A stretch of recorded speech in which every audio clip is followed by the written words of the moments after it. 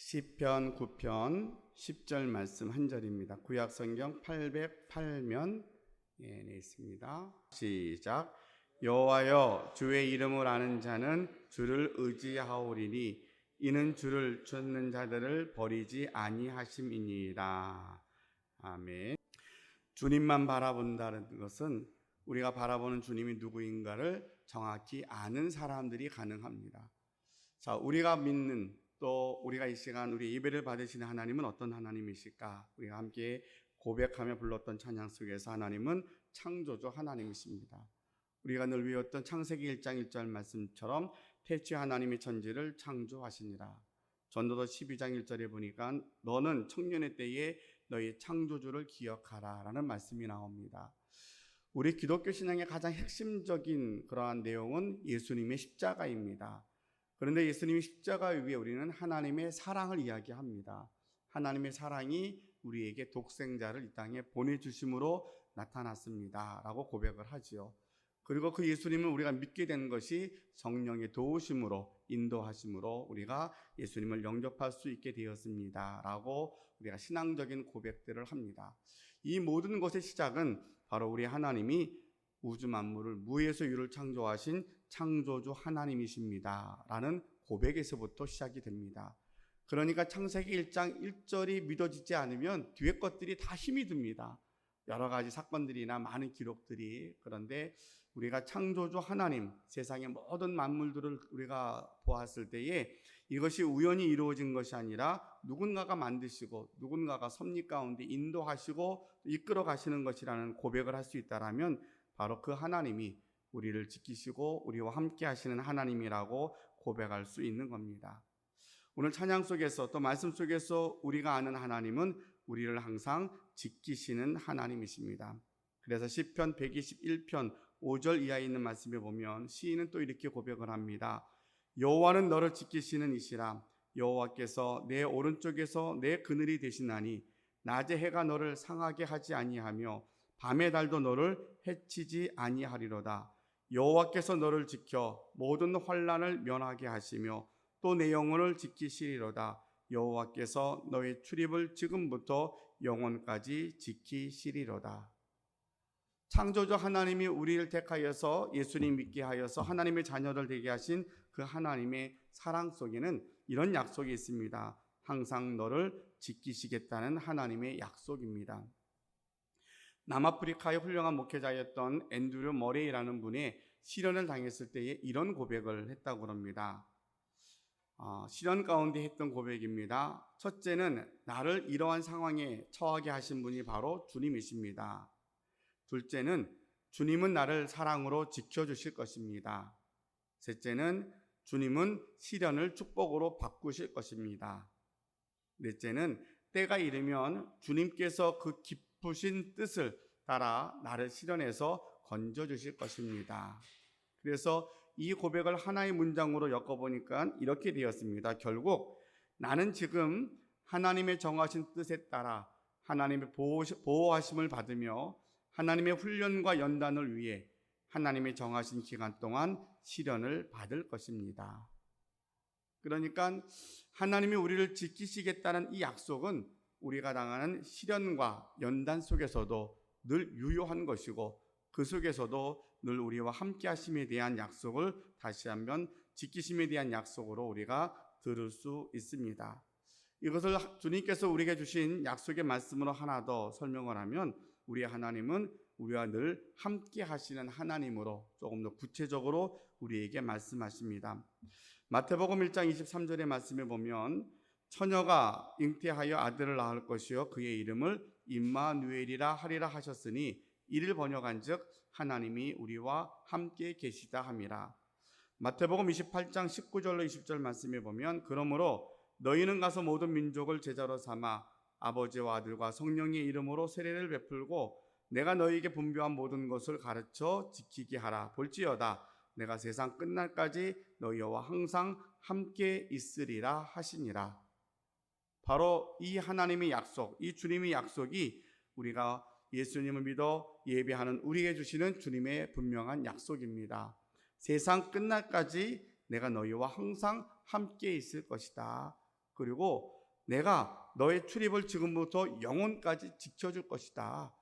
함께 하시는 것이 아니라 함께 하심으로 우리를 지켜주시겠다고 약속하신 그 하나님이 창조주 하나님이시고, 그 창조주 하나님이 우리에게 허락하신 가장 큰 사랑은 독생자를 이 땅에 보내주심으로 누구든지 믿기만 하면, 우리 입으로 고백하기만 하면 영원한 형벌이 아닌 천국 백성 되게 하시는 은혜를, 선물을 주시겠다는 것이 하나님의 약속이며, 우리는 그 하나님을 바라봄으로 그 하나님을 알기에 주님을 찬양하고 그 주님을 의지하고 바라볼 수 있습니다 라고 우리가 이 시간 함께 고백할 수 있는 것입니다. 우리가 다 아는 하나님에 대한 지식, 이 아는 것이 이젠 머리에서부터 가슴에까지 내려오고, 이 가슴에까지 내려와서 고백되어지고 체험되어지는 하나님에 대한 고백이 이젠 우리의 삶의 열매가 되어서 여러분이 어떤 상황, 어떤 처지에 있더라도 우리가 그 하나님만 바라봄으로 능히 이겨나가는 주의 백성들이 되시기를 주님의 이름으로 축원합니다. 자, 주님만 바라본다는 두 번째 의미는 무엇일까 생각해 보았더니, 지난 주간에 여러분과 함께 말씀을 나누고 생각했던 내용이었습니다. 그것이 다름이 아니라 내 힘이 아닌 하나님만 의지하겠습니다 라는 고백입니다. 마태복음 9장 21절 말씀에 보면 이런 말씀이 나옵니다. 예수께서 그 아버지에게 물으시되 언제부터 이렇게 되었느냐 하시니 이르되 어릴 때부터니이다. 귀신이 그를 죽이려고 불과 물에 자주 던졌나이다. 그러나 무엇을 하실 수 있거든 우리를 불쌍히 여기사 도와주소서. 예수께서 이르시되 할 수 있거든이 무슨 말이냐, 믿는 자에게는 능히 하지 못할 일이 없느니라 하시니 라고 기록하고 있습니다. 예수님께서 그 귀신 들린 아이를 고쳐주시고 난 이후에 집에 들어왔을 때에 본문의 말씀 28절과 29절에 보면, 집에 들어가심에 제자들이 조용히 묻자오되 우리는 어찌하여 능히 그 귀신을 쫓아내지 못하였나이까 라고 조용히 묻습니다. 그랬더니 예수님께서 대답하시되 이르시되 기도 외에 다른 것으로는 이런 종류가 나갈 수 없느니라 하시니라. 여기서 왜 제자들이 조용히 물었을까라고 하는 그런 의도를 생각해 보게 되면, 뭔가 왜 우리는 못했지? 주님은 하시는데 왜 우리는 안 된 거지? 뭔가 창피하기도 하고 뭔가 좀 의구심도 생기고, 도대체 이게 뭐 때문이라고 하는 생각이 많이 들었을 것 같습니다. 그런 생각이 들을 수밖에 없었던 것이 마가복음 6장 12절 13절에 보면 이런 기록이 나옵니다. 제자들이 나가서 회개하라 전파하고 많은 귀신을 쫓아내며 많은 병자에게 기름을 발라 고치더라 라고 기록하고 있습니다. 그러니까 예수님의 제자들이 이미 마태복음, 마가복음 6장의 기록에 보면 예수님이 둘씩 짝지어서 다 전도를 보냈거든요. 나가서 회개를 전파하고 귀신 들린 사람이 많았는데 그들에게 다 귀신을 쫓아내주고 많은 병자에게 기름을 발라서 고쳐주었습니다. 그러니까 이미 제자들도 이런 능력을 행하고 있었던 거죠.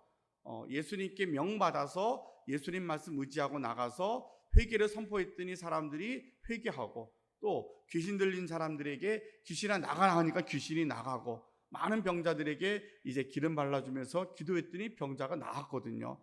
그러니 그들의 마음속에 자신감, 확신이 있었던 것이 분명합니다. 그렇게 이제 꽤 함께 사역을 하던 중에 그 중간에 어떤 기록이 나오냐면, 예수님께서 3명의 제자와 함께 이제 산에 올라가서 변화산의 기적이 일어납니다. 이제 그 변화산의 사건을 경험하고 예수님이 내려와 이후에 이 사건이 벌어졌는데, 예수님은 계시지 않고 3명의 제자도 예수님과 함께 그 산에 올라가 있고, 남아있는 제자들 가운데 이 귀신 들린 아이와 아버지가 이제 이 아이를 고쳐달라고 예수님을 찾아온 거죠. 예수님을 찾아왔는데 예수님은 계시지 않고 제자들만 있었는데, 제자들이 지난번에도 우리가 가서 귀신 들린 사람 다 고쳐줬잖아, 우리가 기도하면 돼 해서 열심히 기도하고 열심히 기름 발라주고 다 했는데 귀신이 안 나간 거예요. 그래서 뭔가 좀 사람들이 이제 동요하기 시작합니다. 이게 왜 그러지? 지난번에 됐는데 왜 안 되지? 뭐 이런 여러 가지 상황들이 막 일어나는 중에 예수님이 내려오시는 걸 보고 이 상황들을 다 설명을 했습니다. 그랬더니 이제 예수님께서 이 아이가 언제부터 그런 것이냐라고 물으니까 앞에 읽어드렸던 말씀처럼 어릴 때부터 이렇게 됐습니다 라고 말하면서 무엇을 하실 수 있거든 우리를 불쌍히 여기사 도와주옵소서라고 간청을 합니다. 그랬더니 예수님이 할 수 있거든이 무슨 말이냐, 믿는 자에게는 능히 하지 못할 일이 없느니라 라고 말씀하시면서 귀신을 꾸짖어 쫓아내 주십니다. 이제 그렇게 해서 이제는 그 사건이 일단락이 되었는데, 그렇게 이제 한바탕 소란을 피우고 난 이후에 집으로 돌아오고 나니까 제자들이 가만히 생각하니까 이게 좀 창피하고 뭔가 좀 이상한 거예요. 왜 우리는 안 됐지? 예수님은 됐는데 왜 우리는 안 되지? 저는 우리 했는데, 뭐 이런 여러 가지 복잡한 생각에서 오늘 마가가 기록하기는 저는 이제 그 단어에 많이 주목을 합니다. 예수님께 와서 조용히 묻습니다. 그러니까 막 공개적으로 예수님 왜 우리가 안 됐습니까? 이게 아니라 뭔가 잘못되긴 했는데 그걸 물으려고 조용히 예수님께 물었더니 예수님이 기도 외에 다른 것으로는 이런 종류가 나갈 수 없느니라 라고 이야기합니다. 이 주님의 말씀의 의도가 뭐였을까? 제자들이 기도하지 않았을까? 분명히 기도했을 겁니다. 기름도 발라주었을 것이고 할 수 있는 것들은 다 동원했는데도 안 됐던 거죠. 왜 그랬을까라고 생각하니까 주님의 말씀의 의도는 너의 힘으로 하려고 하니까 안 되는 거야. 내 힘으로 하면 안 되는 거야. 내 힘이 아니라 예수님을 하나님을 의지함으로 하나님께로부터 공급받는 그 힘으로 하는 거야 라고 말씀해 주고 계십니다. 우리가 신앙생활 하다가 종종 빠지기 쉬운 함정이 이 대목입니다. 우리가 이전에도 기도했더니 하나님의 기적을 경험했고요, 은혜도 받았고요, 능력도 받았어요. 근데 어느 순간부터 그 능력이 안 나타나기 시작을 해요.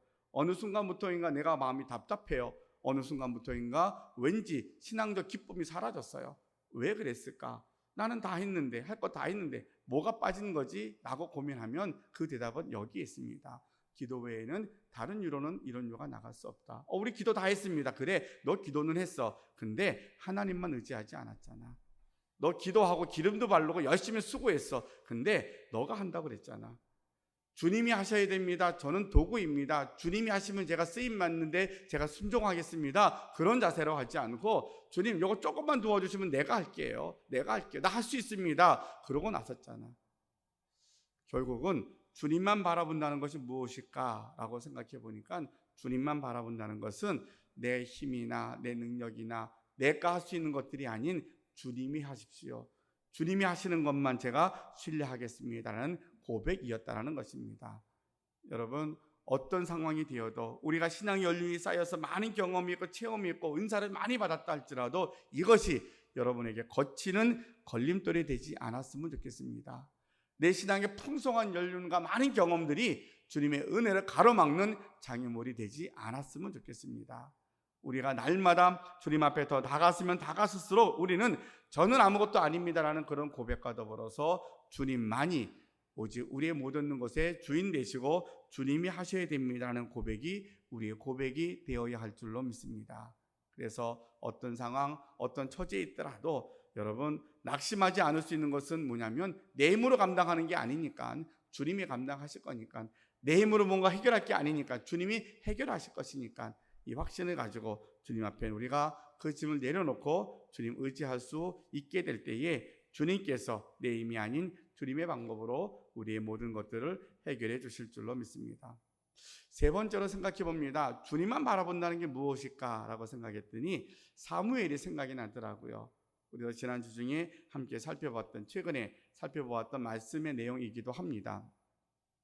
사무엘이 되었던 것, 즉 이스라엘 역사 가운데 가장 큰 전환점이 됐던 그 중심에 사무엘이라는 사람이 있습니다. 이 사무엘이 마지막 사사인데, 즉 사사시대가 끝이 나고 왕을 세워서 왕정 국가로 만들어지는 그러한 역사를, 그 시기에 중요한 일을 사무엘이 감당을 합니다. 그리고 사무엘이 있는 동안에 사무엘 한 사람 때문에 성경의 기록대로 하면 블레셋이 침략해 오지 않습니다. 주변의 나라들이 시비 걸지 않습니다. 그 한 사람이 든든히 서 있는 동안, 이 대단한 사람이 어떻게 해서 사무엘에 나왔을까 생각해 보았더니 성경에 보니까 그의 어머니의 간절한 기도 때문이었더라 하는 것을 살펴보았습니다. 어머니가 아들이 없어서 힘들었을 때에 하나님 앞에 간절히 기도해서 응답받은 아들이 사무엘이거든요. 근데 이 사무엘을 통해서 우리가 또 하나 배운 게, 서원한 것처럼 그 어머니가 사무엘을 성전에 바칩니다. 그리고 제사장의 일을 돕게끔 합니다. 아직 사무엘이 어려서 하나님이 누구인지도 알지 못했을 때에 하나님이 사무엘을 부르십니다.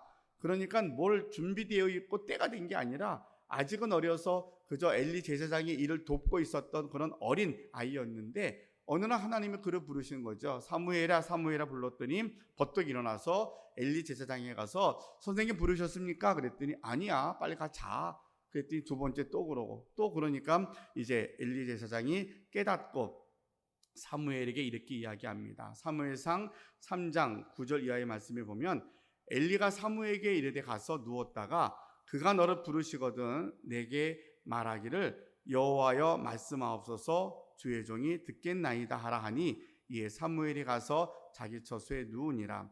여호와께서 임하여 서서 전과 같이 사무엘아 사무엘아 부르신지라. 사무엘이 이르되 말씀하옵소서 주의 종이 듣겠나이다 하니 여호와께서 사무엘에게 이르시되 보라 내가 이스라엘 중에 한 일을 행하리니 이것을 듣는 자마다 두 귀가 울리리라 라고 말씀하십니다. 즉 사무엘이 엘리 제사장을 통하여서 배운 대로 이렇게 말씀합니다. 이렇게 하나님의 음성을 듣고 고백을 합니다. 주의 종이 듣겠사오니 말씀하옵소서. 말씀하옵소서 주의 종이 듣겠습니다. 주만 바라본다는 게 무엇일까 라고 생각했더니 주님 말씀하옵소서 제가 듣겠나이다. 내 의견 내 소견대로 사는 것이 아니라 주의 말씀을 따라 순종하며 사는 것, 이것이 바로 주만 바라보는 것이구나. 우리가 큰 환난과 어려움이 있을 때에 창조주 하나님, 우리를 지키시는 하나님, 우리와 함께 하시는 하나님 때 위로받고 힘을 얻습니다. 그리고 이 하나님 때문에 우리는 더 담대하게 주님 앞에 나아갈 수 있는 용기를 얻게 됩니다. 자, 그러면서 이제는 내 힘이 아닌 주님께로부터 공급받는 힘으로 살아갈 분명한 근거와 이유를 발견했습니다. 그러면 그 다음 단계로 우리가 할 게 뭐냐면 주님의 말씀에 귀를 기울이는 겁니다. 기도하는 것은 처음에는 어린아이처럼 구하는 겁니다. 주님 이거 주십시오, 저거 주십시오, 그렇게 구하는 겁니다. 이제는 그것이 조금 더 기도가 성숙되어지면 이제는 내 뜻대로 마옵시고 아버지 뜻대로 되기를 원합니다 라고 우리가 그렇게 기도하지요. 그리고 또 한 단계 올라가면 주님 말씀하옵소서 제가 듣겠나이다. 주님만 바라보는 것은 주님의 말씀을 경청하는 겁니다. 주의 말씀을 경청하여서 주님의 말씀에 우리가 순종할 때에 우리가 주님만 바라봄으로 살아가는 믿음의 삶이 될 것입니다. 노벨 평화상 후보자였던 엘리나라고 하는 이탈리아의 한 작은 마을의 노인들의 어머니에 대한 이야기가 있습니다. 이분은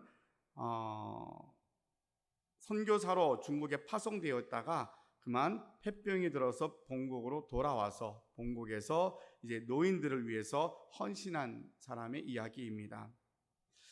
이의 삶의 늘 고백 속에서 어떤 고백이 있었냐면 제일 처음에 선교사로 헌신하는데 폐병이 걸렸어요. 그래서 이 병을 가지고 하나님께 기도하면서 이렇게 기도했다고 합니다. 주님 왜 저를 병들게 하셨습니까? 라고 묻는 기도가 아니라 이렇게 병든 저에게 무엇을 원하십니까? 라고 기도했다고 합니다. 왜 나에게 이 병이 왔습니까? 라고 물은 것이 아니라 이렇게 병든 저에게 주님 원하시는 게 무엇입니까? 제가 무엇을 하면 되겠습니까? 라고 물었던 거죠. 그래서 그는 시골에 와서 열심히 농사를 지어서 중국 선교를 도왔다고 합니다. 그러는 중에 또 한 번의 어려움이 왔습니다. 농사하는 중에 탈곡기에 그만 손이 빨려 들어가 손가락 하나를 잃었다고 합니다. 그때에도 그는 왜라고 묻는 대신에 이렇게 주님께 기도했다고 합니다. 이제 오른손이 없는 저에게 무엇을 원하십니까? 라고 기도했다 그래요. 그래서 결국은 그는 하나님의 원하시는 뜻에 하나님의 말씀에 순종하여서 그 농장을 개조해서 양로원을 세웠고 세계 최대의 양로원을 운영하여서 외로운 노인들을 돌보는 일을 함으로 평화상의 후보에까지 오르게 되었다고 합니다. 우리는 대부분의 많은 기도의 응답 또 기도하는 자세, 우리의 삶의 어려움이 있을 때 우리가 가장 먼저 떠올리는 그 대답이 왜라는 질문입니다. 나에게 왜 이게 왔을까? 왜 이렇지? 뭐 때문에 그런 것이지? 끊임없는 왜라는 것에 대한 대답을 우리가 찾아서 이제 힘쓰기도 하고 그것 때문에 어려움을 겪기도 합니다. 그런데 분명한 것은 우리가 하나님의 음성을 듣고자 하는 조금 더 빠른 방법이 있다면 주님 왜 나에게 이 병이 들었고 왜 나에게 손이 이렇게 잘려 나갔습니까? 라고 하는 것보다 주님 병든 나를 통하여서 무엇하기를 원하십니까? 주님 내 손가락까지 잘려나갔는데 이런 나에게 주님이 원하시는 것이 무엇입니까? 라고 물었을 때에 하나님께서 그의 갈 길을 인도해 주셨다는 것입니다. 그래서 우리는 오늘도 이렇게 하나님의 음성을 듣기를 원하여서 여쭙고 기도했으면 좋겠습니다. 이 상황에서 무엇을 원하십니까? 지금 나의 상황이 정말로 절망과 어려움 가운데 있는 게 맞지만 왜 이게 왔을까가 아니라 이 상황을 통하여서 주님, 나에게 원하시는 것이 무엇입니까? 라고 주님의 뜻을 구할 때에 주님이 우리에게 이제는 우리가 원하시는 하나님의 뜻을 우리에게 일러주실 줄로 믿습니다. 그래서 우리가 주님만 바라본다는 것이 무엇일까? 이제 예수님을 믿어서 구원의 확신이 있습니다. 이 땅에서 믿음의 사람으로 살아갑니다. 축복의 자녀입니다. 다 아는데 근데 혼란이 오거든요. 그런데 어려움이 오거든요. 이별의 슬픔을 경험하고 감당해야만 합니다. 그럴 때마다 우리는 어떻게 이 땅에서의 삶을 이겨나갈 수 있을까? 우리는 그것을 믿음의 선배들 중에서 배우는 것이 주님만 바라보는 겁니다 라는 것으로 우리가 가장 분명한 고백을 배우게 됩니다. 주님만 바라보는 것은 바로 우리를 부르시고 우리를 구원하신 하나님이 누구이신가를 정확히 아는 것이고, 그리고 이제는 그분께 나아가는 우리가 조금 우리가 신앙의 경험이 있고 체험이 있고 능력이 있다고 해서 내 힘으로 하려고 하지 않고 전적으로 주님만 의지하겠습니다 라는 고백입니다. 그리고 한 단계 더 우리가 믿음의 성숙함을 통하여서 내게 어떤 혼란과 어떠한 억울함, 어떠한 이해하지 못하는 상황이 벌어진다 할지라도 왜 이런 일이 나에게 왔을까가 아니라 이런 나를 통하여서 주님 원하시는 것이 무엇입니까? 주님이 제게 원하시는 것을 제가 순종하겠습니다. 이렇게 여쭈을 때에 우리의 나아갈 길을 하나님이 보여주시고 깨닫게 하실 줄로 믿습니다. 요새 이단들이 우리에게 접근을 하면 가장 많이 접근하는 것 중에 하나가 교회를 비방하고 조롱하는 겁니다. 그래서 요새 뉴스거리가 계속 많이 떴잖아요. 그래서 교회 목회자가 목사가 그렇다는 둥 그거 보라고 한국 교회 다 잘못됐다 그러면 우리도 모르게 동조합니다. 그래 맞아 그런 것처럼. 그러면 거기에 계속 우리가 이렇게 빨려 들어가게 되는 잘 실수를 범하게 됩니다. 우리 그럴 때마다 단호하게 끊을 수 있어야 됩니다. 그런데 나도 안다. 그렇지만 모든 교회가 그렇게 타락한 거 아니다. 모든 성도들이 잘못된 거 아닙니다. 우리가 그럼에도 불구하고 교회에 있어야 될 이유 중에 하나는 우리는 예수님만이 유일하신 구원자이기 때문입니다 라고 하는 분명한 여러분 믿음에 대한 확신을 가지고 우리를 유혹하고 넘어뜨리려고 하는 이단과 악한 세력들에게 맞설 수 있는 여러분 성도들이 꼭 되실 수 있기를 바랍니다. 우리는 세상의 많은 소리 때문에 흔들리면 우리도 모르게 신앙의 뿌리가 자꾸만 흔들리다 보니까 우리가 신앙의 본질에서 이렇게 이탈하는 경우가 너무 많이 생깁니다. 우선순위를 놓쳐버리는 거죠. 주일 성수하는 것, 하나님만 바라보는 것, 의지하는 이런 것보다는 자꾸만 우리도 모르게 세상적인 염려, 또 불평, 원망에 우리가 노출되는 경우가 너무나 많이 있습니다. 우리가 믿는 예수님은 유일하신 구원자이십니다. 다른 것 갖고 교회를 시비 걸거나 신앙을 시비 걸면 그것은 의미가 없습니다.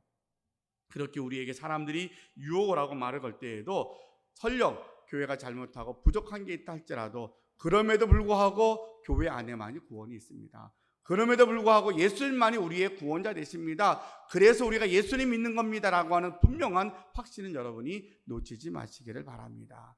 그 믿음 안에 이 땅에 살아가는 날 동안 그러면 바로 천국에 가면 좋은데 그렇지 않은 우리에게 어떻게 살아갑니까? 오늘 우리가 함께 찬양했던 것처럼 주님만 바라보면 됩니다. 주님만 바라보면 주님이 약속대로 우리가 어떤 일을 당하여도 능히 이겨나가는 성도들이 될 줄로 믿습니다. 우리 주님은 우리가 어느 지경이 되어도 우리에게 함께 하시냐면 우리의 신음하는 소리까지 들으시는 하나님이시라고 찬양의 가사 속에 나와 있잖아요. 너무 힘들면 말도 못하고 기도도 되지 않아요. 신음소리밖에 나지 않아요. 우리 하나님은 나의 신음소리도 들으셔서 우리를 지키시는 그 하나님이십니다. 그 하나님의 사랑 안에 이제는 주님 꼭 붙잡고, 주님 내가 당하는 고난 때문에 내가 거기에서 함몰되거나 그곳에 내가 넘어져서 못 일어나는 것이 아니라 거기서 주님이 원하시는 것을 다시 한번 구하겠습니다. 주님 나는 이 상태인데 주님 이런 나를 통하여서 주님 어떤 일을 하시려고요? 제가 그래도 순종할게요. 여러분이 몸이 순종이 될 수 있고 늘 고백이 순종의 믿음으로 나아갈 때에 하나님께서 우리를 통하여서 놀라운 역사를 이루실 줄로 믿습니다. 기도하겠습니다. 사랑의 아버지 하나님 감사합니다. 주만 바라볼지라 우리가 너무나 잘 부르는 찬양입니다. 이 찬양의 가사 속에 주님의 약속이 있고 또 우리의 신앙의 고백이 있음을 또 한번 발견했습니다. 그 속에서 조금 더 덧붙여서 우리가 말씀을 통하여서 깨닫게 된 것이 우리 힘으로 하는 것이 아니라 주님께서 주시는 힘으로 사는 거구나. 내 방법으로 하는 것이 아니라 주님의 방법으로 우리는 순종하는 것이구나 하는 것을 배우게 되었고, 우리의 신앙이 이제는 주님 말씀하옵소서 저희가 듣겠나이다. 주의 말씀에 경청하겠습니다. 이제는 주님 내 상황이 왜 이렇게 되었습니까가 아니라 주님 이런 상황에서 나를 통하여서 무엇을 원하십니까? 주님께 여쭐 수 있는 믿음을 배우게 하시니 감사합니다. 우리 각자의 상황과 처지는 다르지만 있는 그 자리에서 날마다 주님께 여쭙고 우리의 상황 속에서 주님이 우리를 통해서 행하고자 하시는 놀라운 일들을 바라보면서 믿음으로 이겨나가는 저희들 되게 하여 주옵시고, 너무 힘들어서 소리도 낼 수 없는 신음소리밖에 낼 수 없는 그런 상황에서도 우리의 그 신음소리를 들으시고 위로하시고 우리 회복해 하시는 하나님의 은혜를 기대하면서 우리가 당한 고난과 어려움을 이겨나가는 주의 백성들이 되게 하여 주옵소서. 예수님의 이름으로 기도하옵나이다. 아멘.